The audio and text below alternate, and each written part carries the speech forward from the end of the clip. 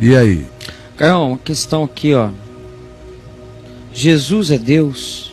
Essa é a pergunta. O nome da pessoa. Professor Caio, essa questão influencia meu olhar e minha vida. Não consigo ter fé e me entregar a esse Jesus que você prega, porque no meu íntimo essa dúvida me consome.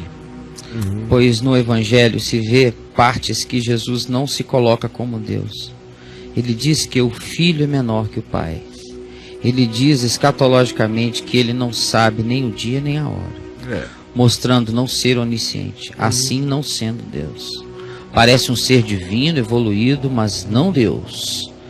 Ele diz, Deus, olha, meu podia Deus me meu. poupar, porque disso tudo eu sei antes dele nascer, que eu estou estudando a Bíblia e conheço tudo isso. Quer que eu vá agregando?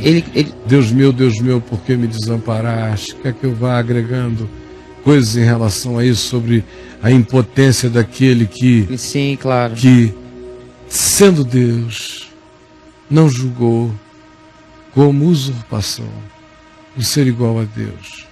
Antes a si mesmo se humilhou e, reconhecido em figura humana, tomando a forma de servo, foi obediente até a morte, e morte de cruz, e foi homem em absoluta plenitude como homem, absolutamente homem. Por isso nele tudo que há no homem está presente, e nele tudo que há em Deus está presente, porque até a onisciência de Deus não é feita como manifestação divina de propaganda dele mesmo. Se Deus fosse propagandista dos seus atributos, nós não teríamos um céu de estrela, nós teríamos uma escritura universal. Com tudo dito adiante. Ele é angustiado com isso.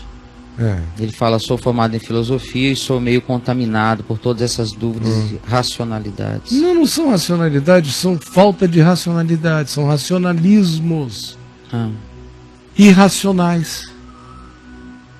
Porque a primeira coisa que a Você acha razão... que falta escritura para ele? Não, o cara é formado falta... em filosofia. Mas aí, ele é racionalista, ele não é racional. Ele é só um filósofo. Racionalista. Todo filósofo se prende a sistemas, ele quer que as coisas se fechem num sistema. É igual todo teólogo. É a teologia sistemática? Não precisa, tem filosofia dogmática, como tem teologia sistemática. Sim. Então não vou misturar as coisas, ele está me entendendo, eu estou falando com ele. Tá. Então, pois bem, é idêntica à filosofia. Toda filosofia, toda teologia é uma filosofia. E praticamente toda filosofia é uma teologia também, até quando nega a Deus. Mas não consegue evitar, pelo menos, a negação de Deus. De tão absoluto que é o problema Deus para qualquer filosofia. Só que a filosofia, como ao invés de ser racional, ela é racionalista, ela quer fechar uma explicação de Deus. Ou, no mínimo, chegar ao encurralamento quanto à constatação de que Deus é Deus, embora ela não consiga explicar, mas ela quer, pelo menos, explicar o seu encurralamento pela lógica em relação a Deus, e assim provar a existência de Deus pelo seu lógico encurralamento. Pelo menos, quando alguém pensa na filosofia, é até aí que conseguem ir e daí não passam. O que é muito básico.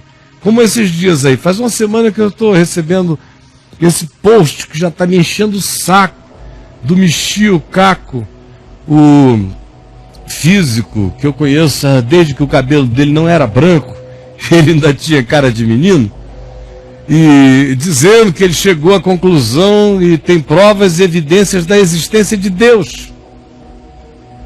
Aí os caras ficam me mandando isso, olha só, Caião, que legal, Caião. Eu digo, eles me leem e não me entendem.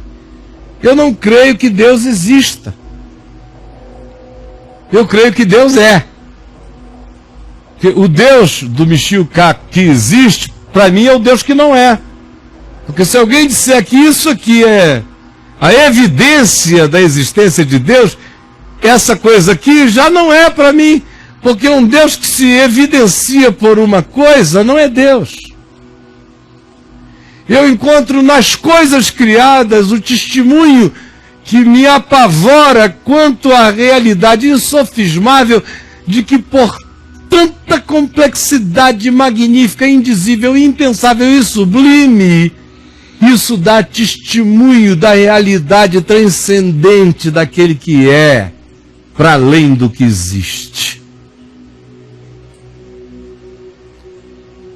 Mas não é uma evidência de Deus. Uma evidência de Deus é a evidência de um Deus que existe. Um Deus que existe não é Deus, porque o que existe acontece, o que acontece já não é Deus. Deus é aquele que, sendo, não acontece. Deus é o não acontecido. Sim, sim. A filosofia quer o Deus acontecido. Acontecido, eu não. Não é isso? Acontecido, é? É. Esse encurralamento Aí é o isso. cara fica nesses Por isso que nesses logicismos bobos. Cara, Deus é absurdo, Deus é inviável. Deus não é possível. Você não está entendendo que Deus não é possível. Você quer que Deus seja possível? Possível sou eu, possível é você. Deus não é possível. O Deus possível não é Deus. Mas no dia que você filosofar bem, você vai me entender. O Deus que é possível não é Deus. Por isso, não é possível provar Deus em Cristo, nem Cristo em Deus. Só é possível ficar aturdido com esse fato. Só é possível ficar louco com essa constatação inexplicável, indizível, incomunicável, louca. Como Paulo diz em 1 Coríntios, louca. Uma constatação e é uma síntese inadmissível.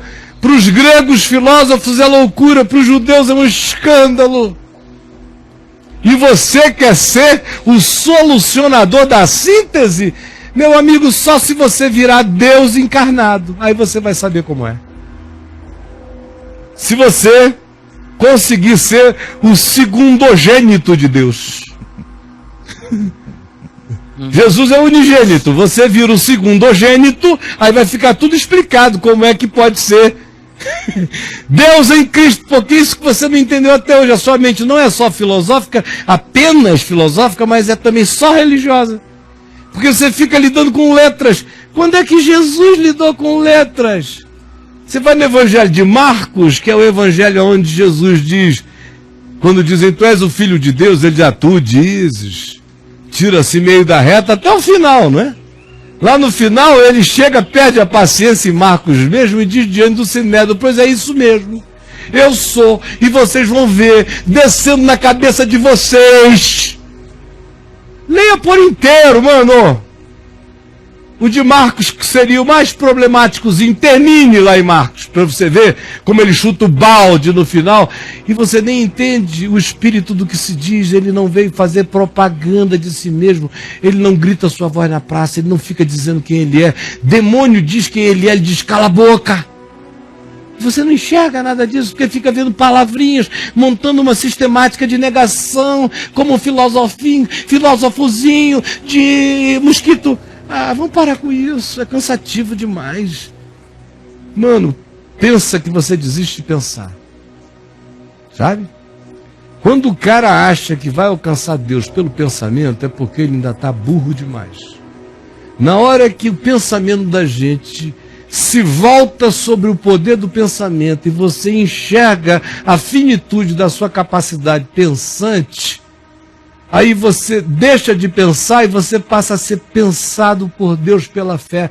Aí você entra num estado onde não é a lógica que opera, é a conexão de uma intuição que é, e que convence você do que excede o compreender, do que excede ao entender.